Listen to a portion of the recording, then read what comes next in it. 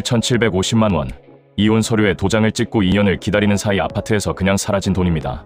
이 손해는 과연 누가 짊어져야 했을까요? 안녕하세요. 판례인 사이트 365입니다. 오늘 이 판결은 이혼을 앞두고 계신 분, 재산분할 재판 중이신 분이라면 반드시 끝까지 보셔야 하는 이야기입니다. 이 판결 하나가 수천만 원을 지켜줄 수 있습니다. 끝까지 보시면 살면서 상식이 되고 실제로 돈도 아낄 수 있습니다. 구독과 좋아요 지금 눌러주시면 영상 만드는데 정말 큰 힘이 됩니다. 충남 홍성에 사는 50대 김민준 씨와 이수연 씨는 1997년 겨울에 결혼해 25년을 함께 살아온 부부였습니다. 오랜 세월 동안 함께 집도 마련하고 재산도 조금씩 쌓아왔습니다.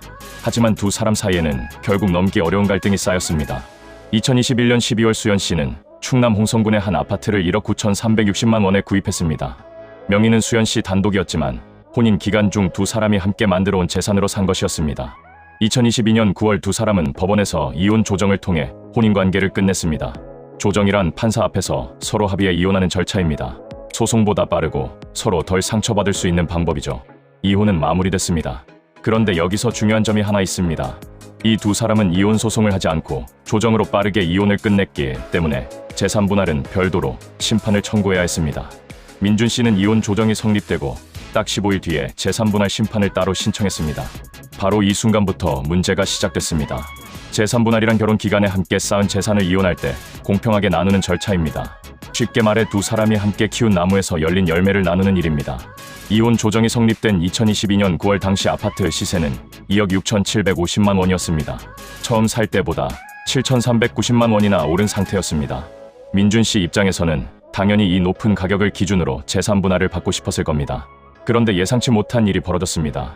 재판이 진행되는 2년 사이에 아파트 가격이 뚝 떨어진 것입니다. 2024년 11월 재판이 끝날 무렵 아파트 실거래가는 1억 9천만 원으로 내려앉았습니다.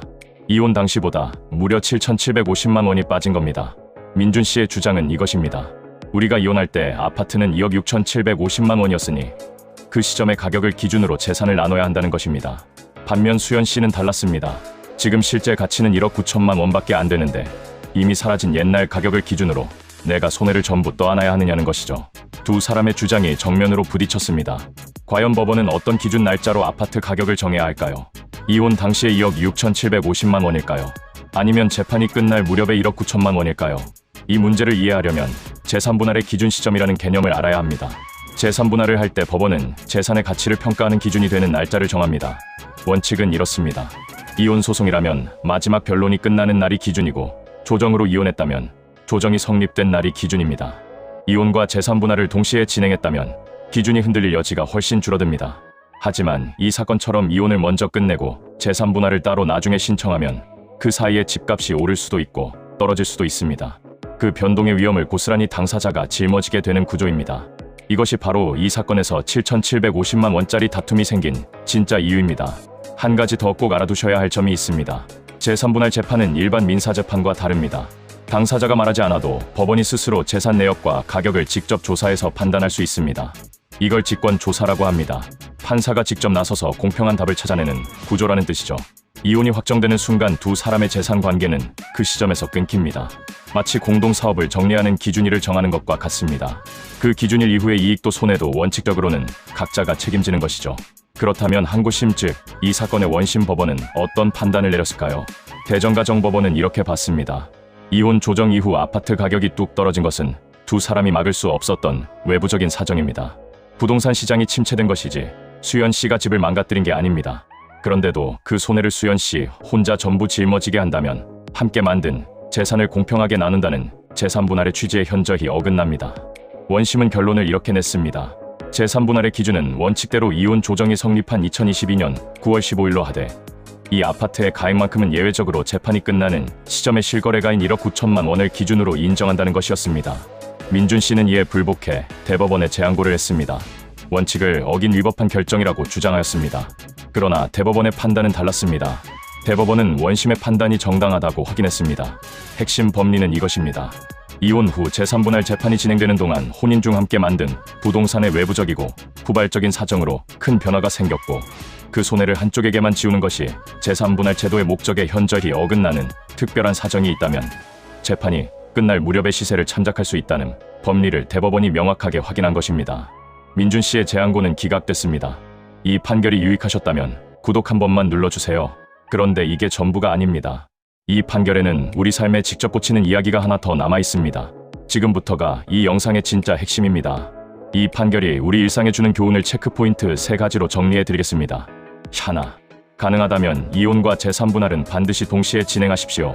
이혼 소송을 하면서 재산분할 청구도 함께 내는 것이 시간도 아끼고 집값 변동 위험도 줄이는 가장 안전한 방법입니다. 이 사건처럼 이혼을 먼저 끝내고 재산분할을 나중에 따로 신청하면 그 사이에 집값이 크게 달라질 수 있고 그 변동을 누가 책임질지를 두고 또 다른 재판을 해야 할 수 있습니다. 둘, 부득이하게 재산분할을 따로 진행하게 됐다면 재판 중 집값이 크게 변했을 때 즉시 시세 자료를 법원에 직접 제출하십시오. 법원이 직권으로 조사할 수도 있지만 당사자가 먼저 적극적으로 주장하고 증거를 내는 것이 훨씬 유리합니다. 셋, 이 예외가 아무 상황에나 적용되는 것은 아닙니다. 가격 변동이 외부 사정에서 비롯된 것이어야 하고 그 변화를 한쪽에게만 지우면 재산분할 제도의 목적에 현저히 어긋나는 특별한 사정이 있어야 합니다. 집값이 조금 오르내린 것만으로는 이 예외를 주장하기 어렵다는 점 꼭 기억하십시오. 여러분이라면 이 상황에서 이혼과 재산분할을 동시에 진행하셨겠어요? 비슷한 경험이 있으신 분은 댓글로 이야기 나눠주세요. 마지막으로 꼭 덧붙이고 싶은 말이 있습니다. 이혼을 앞두고 있다면 재산분할 문제를 나중으로 미루지 마십시오. 감정이 정리되면 그때 하면 된다고 생각하기 쉽지만 그 사이에 집값이 오르거나 내리면 유리했던 쪽이 불리해지고 불리했던 쪽이 유리해질 수 있습니다. 이혼과 재산분할은 세트로 한 번에 처리하는 것이 원칙입니다. 예외가 있지만 법은 결국 공평함을 추구합니다. 두 사람이 함께 만든 재산이라면 그 손해도 두 사람이 함께 나눠야 한다는 것. 이것이 이 판결이 우리에게 남긴 메시지입니다. 오늘 이야기의 핵심을 한 문장으로 정리하겠습니다. 이혼 후 집값이 뚝 떨어졌다면 그 손해는 두 사람이 함께 나눠야 합니다. 이 판결 하나가 살면서 상식이 되고 실제로 돈을 아껴줍니다. 유익하셨다면 구독, 좋아요, 알림 설정 딱 3초만 내어주세요. 다음 영상에서도 꼭 필요한 이야기로 찾아오겠습니다.